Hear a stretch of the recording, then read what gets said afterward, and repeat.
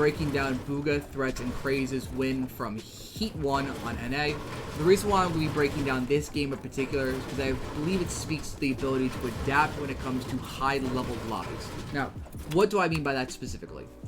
In all of the first 2 games, Bugha, Threats, and KRAEZ would basically just make a base somewhere on this side, and they would just trade. They would just trade every single game with Taki.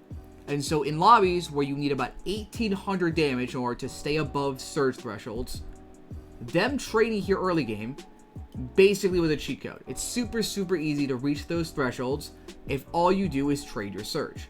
But the thing is, game number 2 didn't go so great for them. Game 2 was an issue. Threats crashed, so ZZZ, they're out of the game. And then Taki did something that's not great for them. He ended up winning the game. And so instead of having Taki land up here and rotating down looking to trade, all of a sudden you have a team that's not used to landing this drop and a team you know you're not going to be able to trade with. So what do Threats, Bugha, and KRAEZ do? They shift their priorities. Instead of playing to set up trades in the early game, they're going to focus getting the Spire in the early game in order to establish them having the best loot possible, and then they're going to try and lurk and be aggressive on these teams landing to their southeast. It is a very different game plan from what they did the first 2 games, but this ability to adapt is so important in being able to actually place.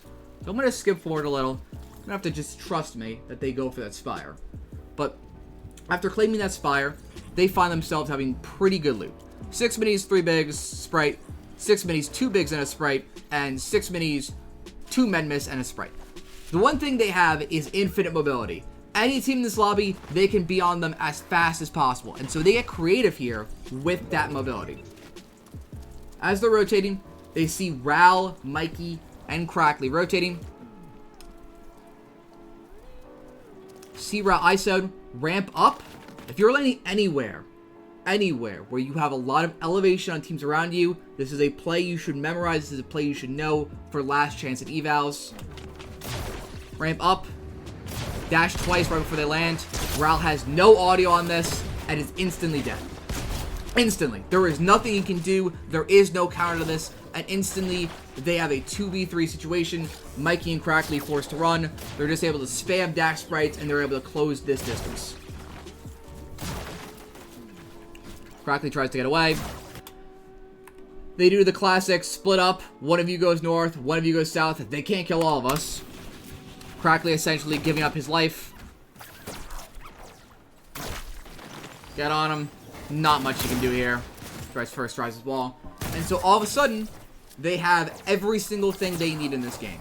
They have 2 kills now, totaling about 600 damage on those kills alone, getting them one step closer to that 1800 damage they need total. They find themselves with the best loot possible right now in the game. 6 minis, 3 bigs, 6 minis, 2 bigs, 6 minis, 2 medmis. They have capes, they have dash blobs, they have literally anything they could need. This could not be a better setup as to how they went. They also have a super good zone. Because this is a max pull north, everyone in this lobby is going to be somewhere on this congested side. It's a hell for everyone here. But because they already have their early game surge, because they're already ahead of this threshold, they're going to be able to wrap up and go all the way towards this dead side. They're going to be on the golden side of zone. They're going to be able to reform. They're going to be able to control space. They're going to be able to do whatever the hell they want to do. They're going to play this game however they desire. So we're going to go back to them real quick. See a team. Able to look. Yeah, we got a pretty good bloom fight off on this. Able to get like another extra 100 bit of damage. So right now they're at about 800 to 900 total. I'm gonna real quick just highlight the dash tech. All you have to do this is have a dash on, walk into the launch pad, and double tap your jump button, whether that's spacebar on keyboard or A on a controller. Just instant double tap that button. It's going to cause you to jump and then dash to send you much further than a normal launch pad. With that, they're able to get even more access towards this side. Something I didn't talk about was that because they're getting kills, they've killed Spires, they're already high B rank, close to A rank. So you have a very fundamental reward when it comes to Fortnite this season, that whenever you fight, you get a little bit closer to even better loot. Every single A rank chest and above has a guaranteed cape in it, the cape still being the best form of mobility, and every S rank chest has a guaranteed chug jug in it. So if you're a team that can claim shrines early, kill some spires, get some kills, you will be rewarded with really, really good loot for doing so. Once again, we're going to do the dash check.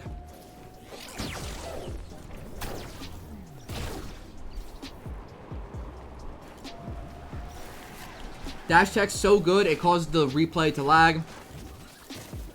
So, it's pretty clear what they were going to do on this rotate before they hear the reboot that's going to come in over here from EXE Minty, was they were going to try to wrap up, hit this launch pad, hit a launch pad here, and then just get back here. Would have been a pretty good game plan, but thankfully for them, they hear EXE Minty here try to go for a reboot. Not really going to work out well for him.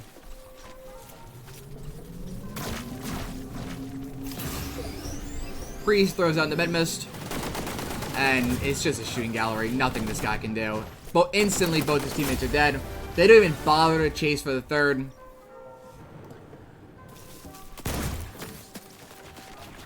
They also get super, super lucky here.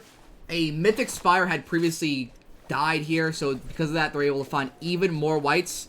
And because they now rank up, as they're in zone here, they're not going to lose any HP. So normally, if you look for a fight and then you're in zone, every single second, you're losing 1 tick of HP. But because they have this rank up, they're also gaining 1 tick of HP every single second. So it's a really good, like, reward when it comes to fighting. Like, there's a lot of reasons to be aggressive this season.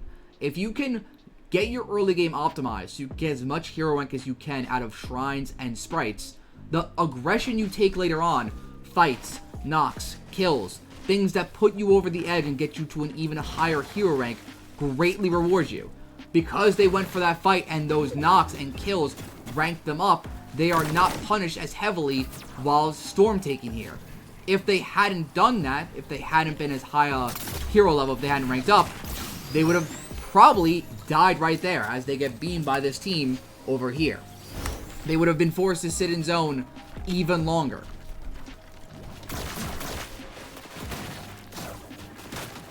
Again, though, they just have so much mobility. They have so much mobility. And now, I talked about it before, but they're finally able to get to the spot they've been desiring this entire game. They're able to get towards this dead side. It's still true. Arab said it in, what, 5 years ago about dead side, how there's no one over here. It's still true. In these high surge lobbies, the amount of teams that can even afford to get to that side of zone is really, really tiny. Like, it's really, really hard to get enough surge to do this. The fact they're able to get away with it is crazy, and now they're able to chill over here. 900 above. They're good on surge for the rest of this game. So what do they do with that? They go back fully all the way towards this north side, refarm as much as they can. Notice how Threats makes a base here outside of zone. I'm going to mark where he is because there's no arrow. He makes a base here outside of zone. Why is he trying to do that? It's because he is trying to zone out all of these teams. That way, as zone opens, he and his team can get control over everything back here. Because if they allow, like, this team to just wrap in and get in, all of a sudden, they don't control all of this space. All of a sudden, they find their next couple rotates a lot harder. So their focus on this zone is two things. One, get your mats back up, and two, hold all of these teams and force them in. Already, this one team that could have wrapped in more north and gone in behind them if they didn't have Threats anchoring, is forced to cut in, go to south. And then this one last north team, they're just going to absolutely milk. This team is going to eventually get in, but they're going to get in with nothing. They're going to get in controlling no space. Like, there's nothing this team can do. They're going to get in, like, as zones on them. But, like I said, because they did such a good job of zoning out these teams, there is an entire triangle, a Bermuda Triangle of space on this side. They're going to be able to get in, like, pretty easily anywhere they want. Over here, down here. Just super, super easy rotate because they set it up on the last rotate.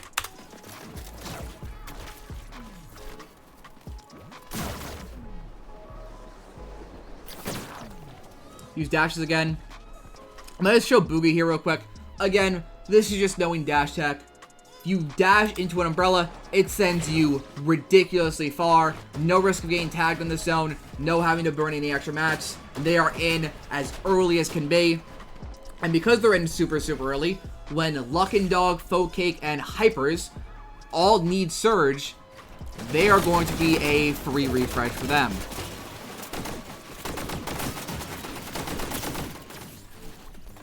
They don't get many of the kills, but they do get the refresh. And considering the point of the game they're at, getting the refresh is even more important than anything else. Coming off that, they are now 1,400 mats, capes, 6 minis, 2 bigs. Cape, 2 bigs, 3 medkits, 1,400 mats, and 6 minis, dash sprite, cape. Nothing could beat this loot. They are as dripped as a team physically can be. Now, one thing to note is because they have so many mats, they are ready to go up. Every last one of them is like sitting in edits, ready to go. Second zone pops. But if it pulls close, they're going to go over and they're going to try 90 up. And if it pulls far, they're going to try and insta-go and 90 up. So when zone pops, they instantly dash across. Instantly, the 90s come out. They're able to get away with this from that last refresh. They have so many hards. Smart play by Threats there. He sits here on low ground, staggers for a second, and just utilizes his cape to get up, rather than wasting mats. Just smart conservation. From here, it's pretty straightforward how they win this game. They're just going to do their best to just 2 wide tarps, stay super high. They're going to connect to these stacks, which I really rarely see teams do. But these stacks act as like a connection point. So they can't get chopped after they connect to these. Very rare you see that come out, but it's still nice to see.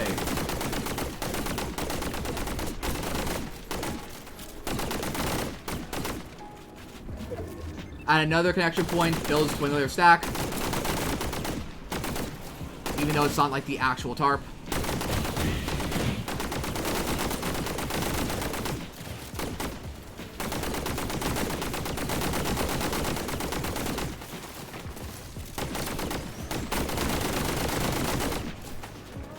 But the endless pressure is the thing to know here. The amount of time that Threats is spending not holding out mouse button can probably be counted on one hand. Just any chance he has to be able to hold down mouse button and pressure the teams that could potentially pose a threat. He's not looking for solos. We're not looking to maximize our kinch so we can upgrade our teammates. We're spraying the second eye teams. We're shooting cones. We're shooting floors. It's boring. I understand that.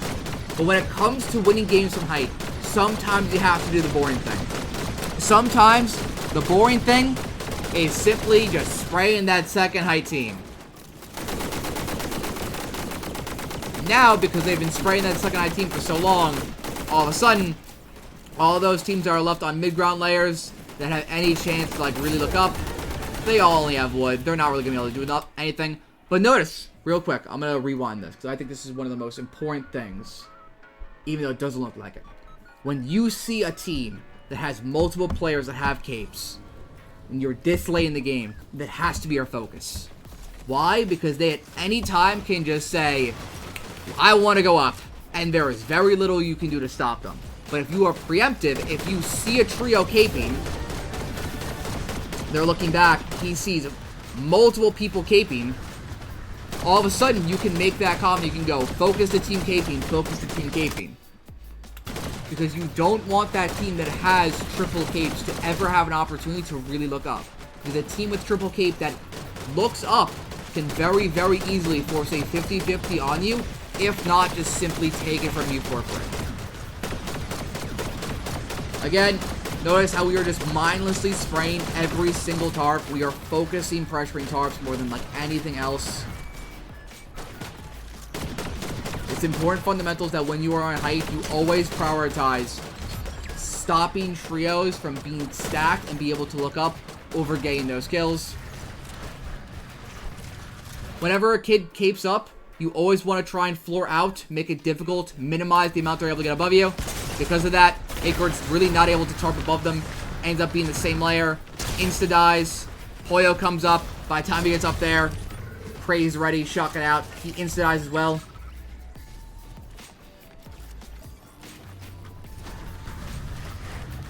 Bugha drops, or Threats drops, my bad, 3v1. And it's a 3-1.